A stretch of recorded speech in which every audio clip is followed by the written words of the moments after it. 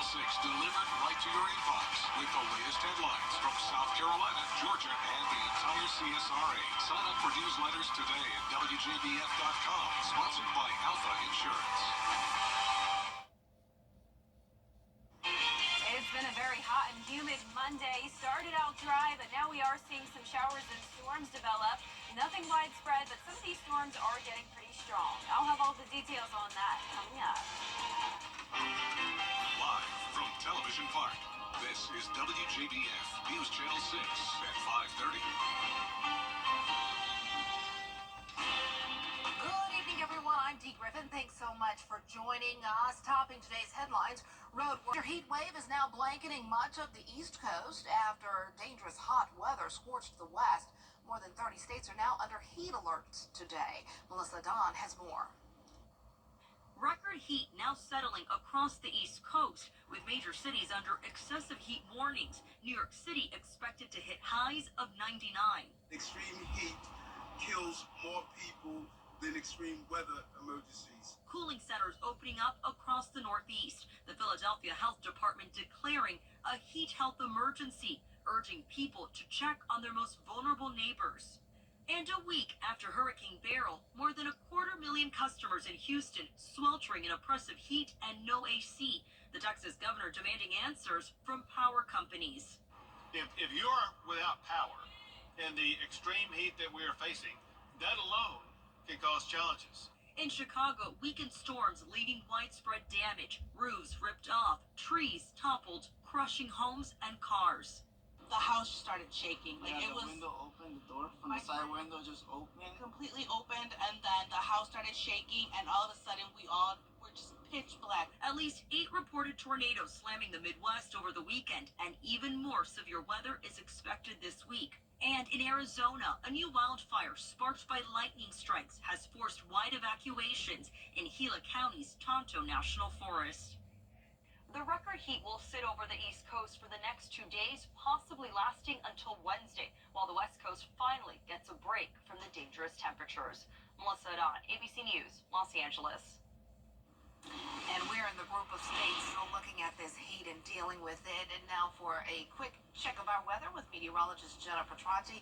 Hot, hot, hot. Yeah, it's definitely summertime, Dee. I mean, there's no escaping it. It's been hot really for like a month straight now. Yes, a little more. Yeah, it's been mid to upper 90s pretty much every day. We will finally get a little bit of relief as we go into the end of the week, but in order to have that happen, we need some more rain because right now it's just not very widespread coverage here. We're seeing spotty showers and storms across the CSRA. Let's take a trip around the area now, starting up in Wilkes County. To the south of Washington near Little River, we have some heavy rain, not as much lightning over there, but we do have frequent cloud-to-ground lightning within this cell. This is over into portions of Johnson and Emmanuel County, from Adrian up towards Meeks, Kite, Tom. We have a lot of lightning within that cell.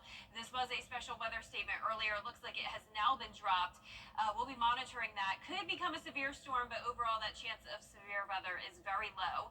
Out towards the east, we also have some activity in Aiken County finally. There's downtown Aiken, so just off to the north we have some rain and also some lightning within that cell as well. Finally, down towards Bamberg and Barnwell, Springtown, down to Sycamore, same situation. So nothing widespread, just those hit or miss showers and storms for the rest of your Monday evening. Very cloudy outside as we take a look at our Terry Lambert Hyundai Skyview cam into Berg County. Dry over there and pretty much hot for everyone. We're sitting in those upper 80s now in places with rain. 88 in Allendale, but 99 still in Barnwell. Augusta at 93, Wrightsville at 95, and still at that 100-degree mark in Lincolnton. The heat index up to 102 in Aiken, 103 in Edgefield, and 104 in Lincolnton. The rest of this evening, we will see those upper 80s in Augusta by 8 p.m., south wind, and the chance of rain until around midnight. Coming up, I'll have a look at those higher rain chances to finish off the week, but back to you, Dee.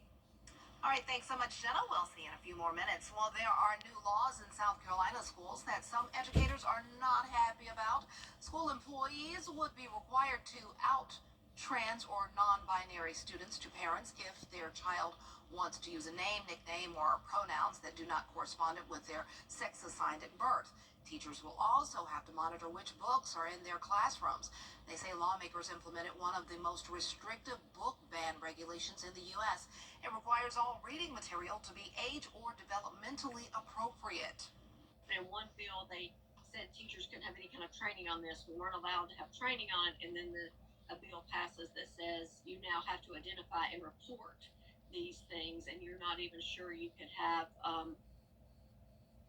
know exactly what's going on with all of it.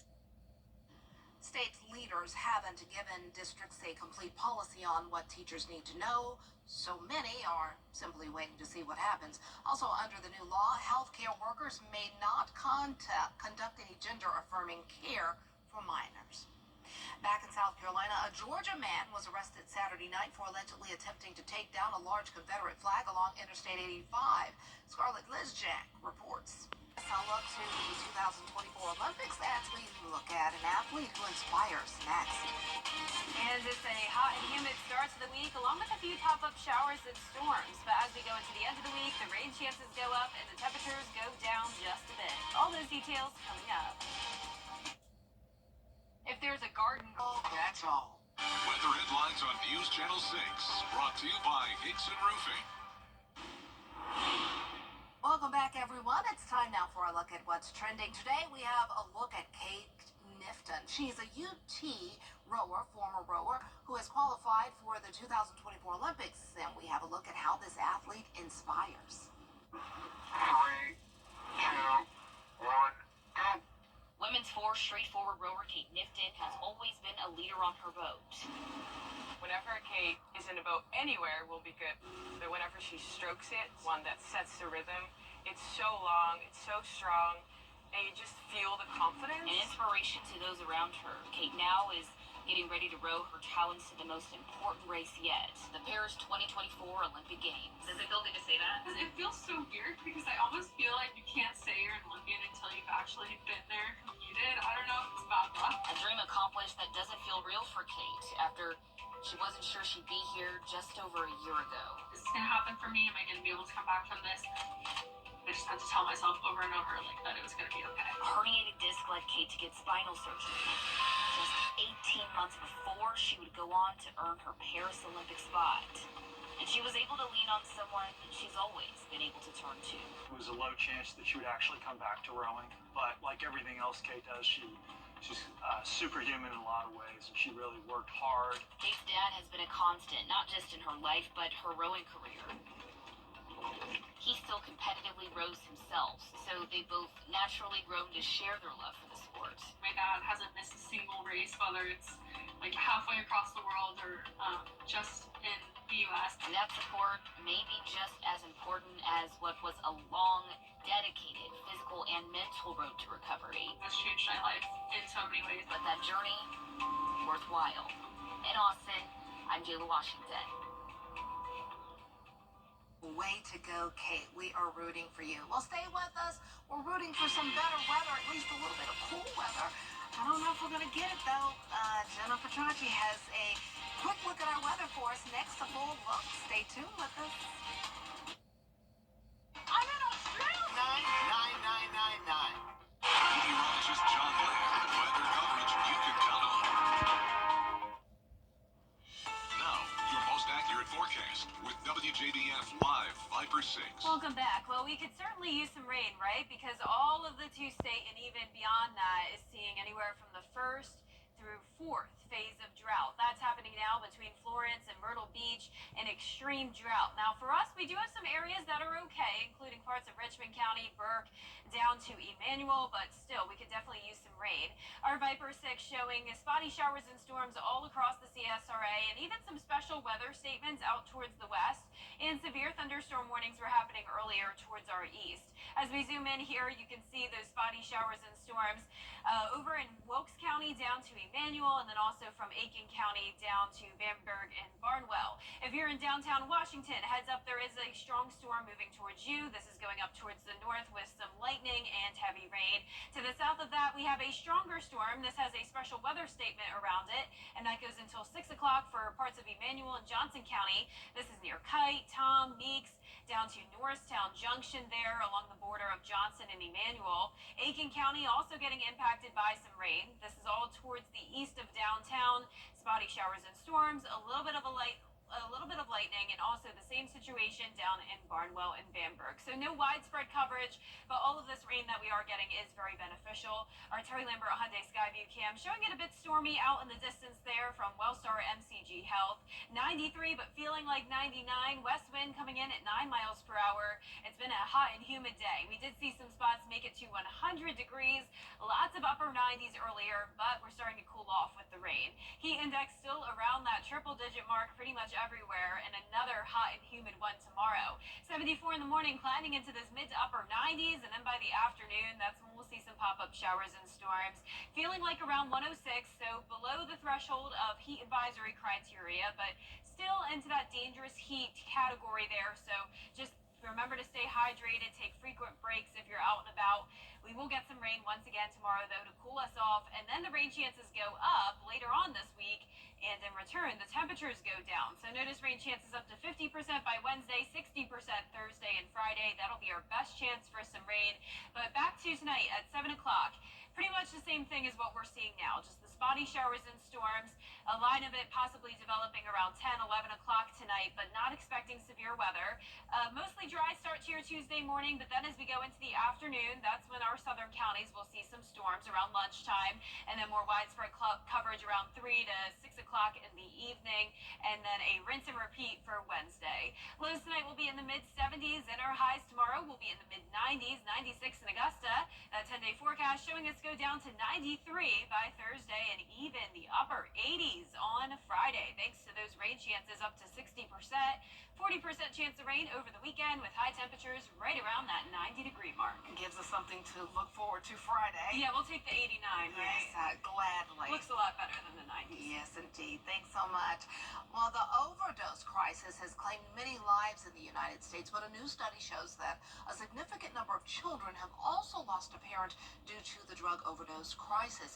Here's Christian Cordero. The U.S. overdose crisis continues to impact communities at unprecedented levels. Researchers from NIH, CDC, and Substance Abuse and Mental Health Services Administration found over 320,000 children lost a parent to drug overdose from 2011 to 2021.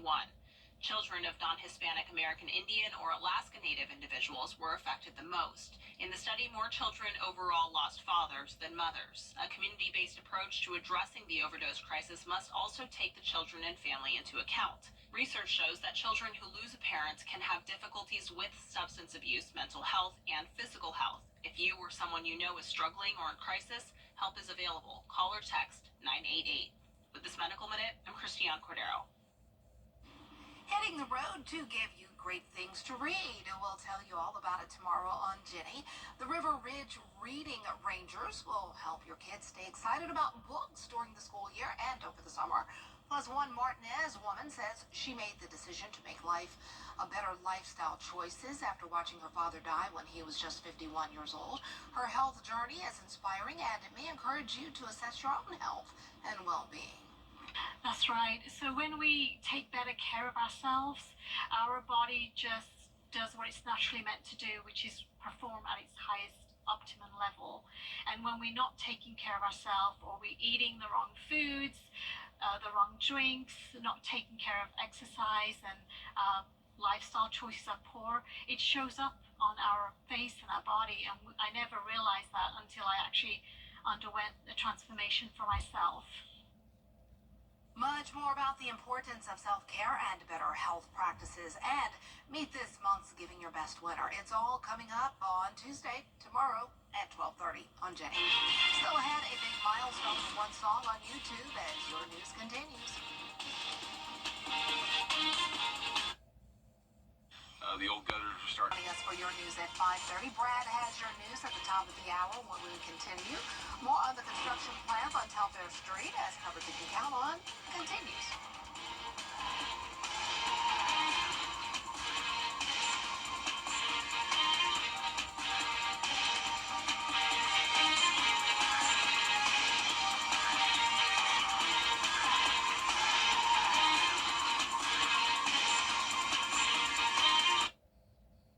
Some people hear the